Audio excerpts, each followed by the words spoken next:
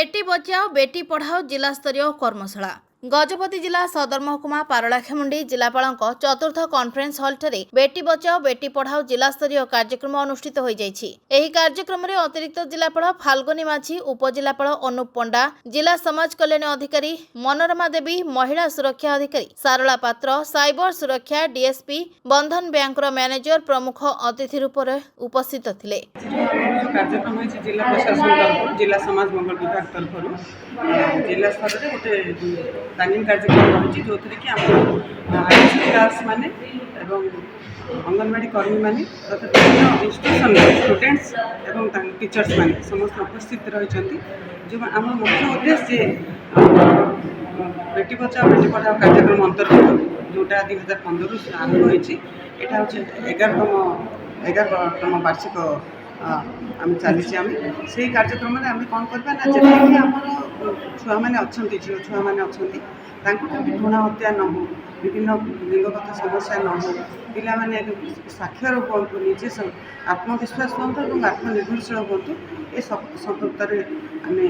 कर्मशाला रखा सहित आम आज मुख्य थी साइबर क्राइम में ऑनलाइन सुरक्षा पिला निहाती दरकार निजे साक्षर होगा सह ऑनलाइन डिजिटल साक्षरता आर्थिक साक्षरता सामाजिक साक्षरता निहाती दरकार निजर कौन सामाजिक अधिकार रही सहित जदि जदि आम पाखे समस्त पाखे मोबाइल अच्छी आजिर दुनिया रे तो समस्ते ये साइबर क्राइम फेस करुँच विभिन्न ऑनलाइन निर्यातना पाँच छोट झील मैंने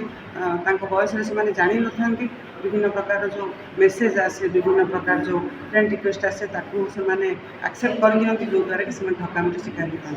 है संपर्क में जमी से अधिक अधिक जानवे और आज जो मैंने भी आसने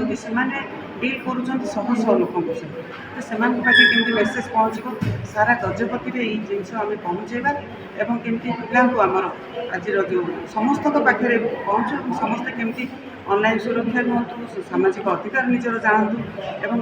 कौ असुविधा हेले से क्या कंटाक्ट करेंगे टोल फ्री नंबर जानतु 1930 हूँ साइबर सिक्यूरीटी नंबर जोटा कि आम डीएसपी मैडम आज पूरा प्रांजल भाव से आज बुझे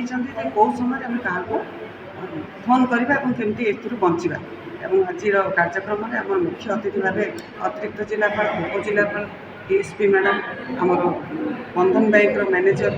बैंकिंग आर्थिक सुरक्षा एवं डिजिटल आमर जो साइबर सुरक्षा निमंते साइबर एक्सपर्ट मैंने समस्ते आज उपस्थित रही समस्त आज निज निज अभ्यास सब